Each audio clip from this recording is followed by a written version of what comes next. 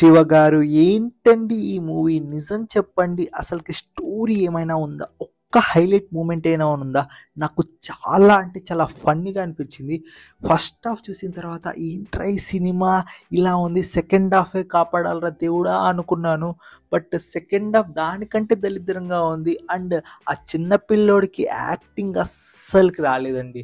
మీరు cost select చేసేటప్పుడు కొంచెం చూసుకోవాలి కదండి. మరీ ఆ మెయిన్ క్యారెక్టర్ నాకైతే అసలు యాక్టింగే రాలేదు. నాకు నవ్వు వస్తుంది. అండ్ ఇంకో విషయం ఏంటి అంటే చాలా అంటే చాలా ప్రిడిక్టబుల్గా ఉంది.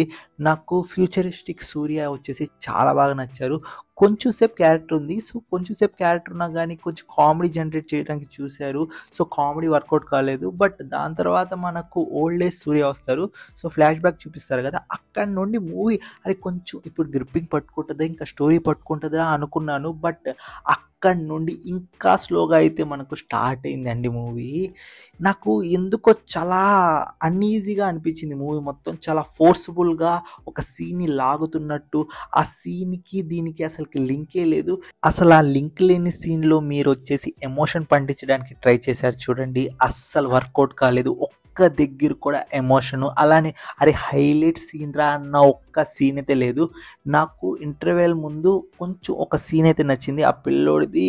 సో ఆ క్యారెక్టర్ ఒక్కసారిగా చేంజ్ అవ్వడం అదొక్కటి నచ్చింది. ఇంకా దానికి మినహాయిస్తే ఒక్కటంటే ఒక్కటి కూడా హైలైట్ సీన్ అయితే లేదు మూవీలో. అండ్ హైలైట్ సీన్ అంటే ఒక కేమియో ఉంది. సో ఆ కేమియో సీన్ ఒక్కటే, అది కూడా లాస్ట్లో వస్తుంది. ఇంకా సెకండ్ హాఫ్లో ఏదో ఒకటి పెట్టాలి కదా అది ఇలా అని మీరు వచ్చేసి ఆ కేమియోని వచ్చేసి ఇంట్రొడ్యూస్ చేసేసి మనకైతే సెకండ్ హాఫ్తో అయితే ఎంటర్ చేశారు. సో కంగువా 2 అనేది అస్సలు వద్దండి. కంగువా 1 చాలు, ఇక్కడికి ఆపేయండి. స్టోరీ అయిపోయినట్టే ఉంది. సో అవసరం లేదు కంగువా 2 అనేది. చాలా అంటే చాలా మీరు ఇంప్రూవ్ అవ్వాలి శివ గారు. సో మూవీ వచ్చేసి ఓన్లీ మనకు సూర్య గారు వచ్చేసి తన భుజాల మీద వచ్చేసి ఈ సినిమాని అయితే నిలబెట్టడానికి అయితే ట్రై చేశారు. బట్ ఆయన ఒక్కరే నిలబెట్టడానికి ట్రై చేయడానికి ఇది సోలో ఫిలిం కాదు. సో కాస్ట్ కూడా సరిగ్గా ఉండాలి, దాంతో స్టోరీ సరిగ్గా ఉండాలి, ప్రతిదీ పర్ఫెక్ట్గా ఉండాలి. ఆయన ఒక్కరే అయితే సినిమాని అయితే నిలబెట్టలేరు కదా. సో అందుకోసం మూవీ వచ్చేసి డిజాస్టర్ లాగా అయితే అయిపోయింది. సో మూవీ నాకు ఒక్కడికే కాదు, థియేటర్లో ఉన్న వాళ్ళందరికైతే ఏవో వెనకాల నుంచి అరే ఏంట్రా ఇది ఇలా ఉంది అనుకుంటున్నారు. కొంతమంది అయితే అలా ఇలా మాట్లాడుతూ ఉన్నారు. అందరికి ఇలాగే అనిపించింది, నాకు ఒక్కడికి ఒపీనియనే కాదు. ఎందుకంటే స్టోరీ అనేది చాలా అంటే చాలా అసలుకి లేదండి. స్టోరీ ఏదో చూపించేద్దాం ఏదో చేసేద్దాం అన్నట్టే ఉంది, కానీ ఒక్క పర్ఫెక్ట్ థింగ్ కూడా అయితే మూవీలో అయితే నాకైతే అనిపించలేదు. అండ్ అన్లాజికల్ సీన్స్ అయితే మీకైతే బొచ్చుడు బోల్డ్ ఉన్నాయి. ఎలా అంటే ఇప్పుడు ట్రైను ఆ అబ్బాయి ఎక్కుతాడు, ఎలా ఎక్కాడు, అంత స్పీడ్గా ట్రైన్ ఎక్కేసాడు, అది ఏదో చూపించలేదు. అలాంటి సీన్స్ అయితే చాలా అంటే చాలా ఉన్నాయి. అండ్ మన హీరో వచ్చేసి హెలికాప్టర్లో అదే ప్లేన్లో ఎక్కడం, అలానే కొన్ని అయితే అసలుకి చెప్పలేనుకున్న సీన్స్ అయితే ఉన్నాయి. లాజిక్ మీరైతే పక్కన పెట్టేసి మైండ్ఫుల్గా చూడాలంటే చూడాలి. అండ్ కంగువా వచ్చేసి 500 మందితో ఫైట్ చేస్తాడు. ఆ ఫైట్ సీన్ వచ్చేసి ఎంత చిల్లరగా ఉందంటే అంత చిల్లరగా ఉంది.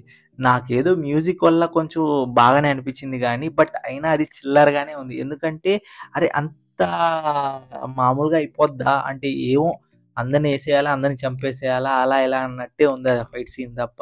పర్ఫెక్ట్గా ఎగ్జిక్యూషన్ చేద్దాం, ఒక ప్రాపర్ ఫైట్ సీన్ని ప్లాన్ చేద్దాం అన్నట్టయితే ఆ ఫైట్ సీన్ అయితే లేదు, చాలా చిల్లరగానే ఉంది.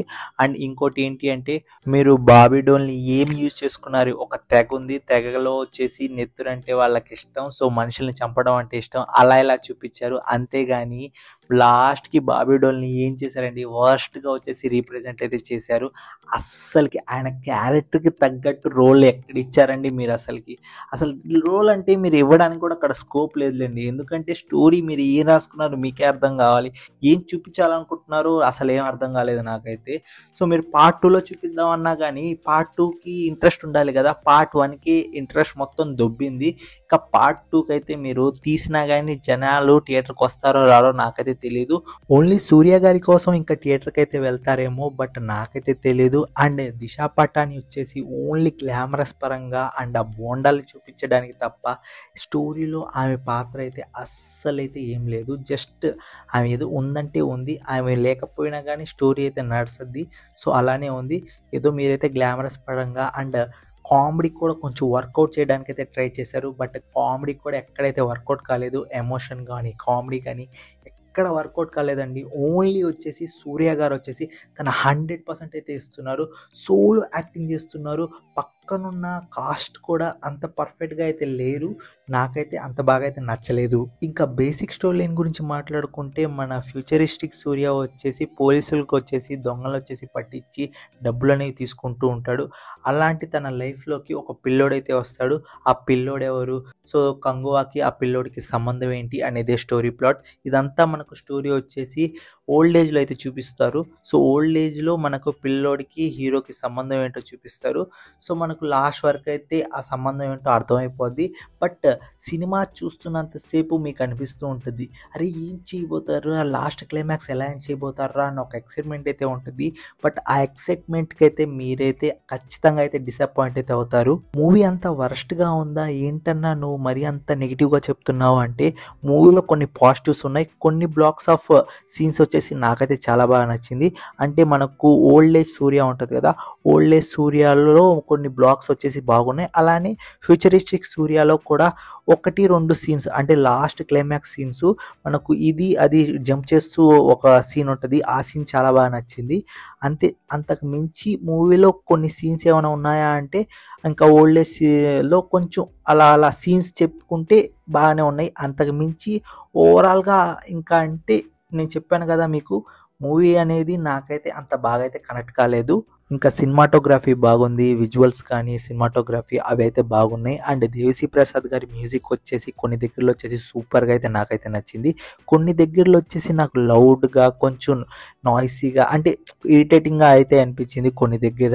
సో, కొన్ని దగ్గర వచ్చేసి చాలా బాగుంది. సో, ఓవరాల్‌గా నా ఒపీనియన్ ఈ మూవీ మీద ఏంటి అంటే మూవీ అయితే నాకైతే అంత బాగా అయితే కనెక్ట్ కాలేదండి. ఎందుకంటే అది స్టోరీ వల్లో, లేకపోతే ఎగ్జిక్యూషన్ వల్లో, లేకపోతే అన్‌లాజికల్ సీన్స్ వల్లో ఓన్లీ సూర్య కోసం మూవీకైతే ఒక్కసారైతే పోవచ్చండి. లేకపోతే మీరైతే సినిమా చూసి చాలా డిసప్పాయింట్ అవుతారు. అండ్ ఏంట్రా ఈ సినిమా అన్న ఒక ఫీలింగ్ మీకైతే ఖచ్చితంగా అయితే వస్తది. సో, మీకు కొంచెం ఓపిక ఉండాలి సినిమా చూసేటప్పుడు. సో, నేను చూసేటప్పుడు కూడా నాకు కూడా నవ్వొస్తుంది. ఏంట్రా ఈ యాక్టింగు, ఏంట్రా ఇది అన్న ఒక ఫీలింగ్ అయితే వచ్చేసింది. అంటే సూర్య గారి యాక్టింగ్ గురించి కాదు నేను చెప్పేది. పక్కన ఒక పిల్లోడైతే యాక్ట్ చేస్తా ఉంటాడు. అంటే మెయిన్ లీడ్ తను కూడా. ఆ పిల్లోడి యాక్టింగ్ కూడా చాలా అంటే చాలా చైల్డిష్ యాక్టింగ్ లాగుందండి. ఎలా చెప్పాలంటే చైల్డ్ ఆర్టిస్ట్ అంటారు కదా! నిజంగా చైల్డ్ ఆర్టిస్ట్ యాక్టింగ్ లాగే ఉంది. ఆ పర్సన్‌ని ఎందుకు పెట్టారో నాకైతే అర్థం కాలేదు. బట్ కాస్టింగ్‌లో ఆ పిల్లోడు ప్లేస్‌లో వేరొకరినైతే ఎవరైనా పెట్టుంటే అంటే మంచి స్కిల్ ఉన్న ఆ పర్సన్‌ని పెట్టుంటే కొంచెం ఎమోషన్ సీన్స్‌లో కొంచెం వర్కౌట్ అయ్యేదేమో గానీ బట్ ఆ పిల్లోడి యాక్టింగ్ అయితే నాకైతే ఎక్కలేదండి. అండ్ ఈ మూవీకి నా పర్సనల్ రేటింగ్ వచ్చేసి 5.6 అయితే ఇస్తాను. అది కూడా సూర్య గారి కోసం సినిమాటోగ్రఫీ, మ్యూజిక్ అండ్ కొన్ని సీన్స్ కోసం అంతే. 5.6 అయితే ఇస్తాను అవుట్ ఆఫ్ 10కి. ఈ వీడియోకి అయితే ఇంతే ఫ్రెండ్స్. నా రివ్యూస్ మీకు ఎలా అనిపిస్తున్నా కామెంట్ రూపంలో అయితే తెలియజేయండి. నెక్స్ట్ రివ్యూతో అయితే కలుసుకుంటాను. Take care, bye bye, see in the next video friends.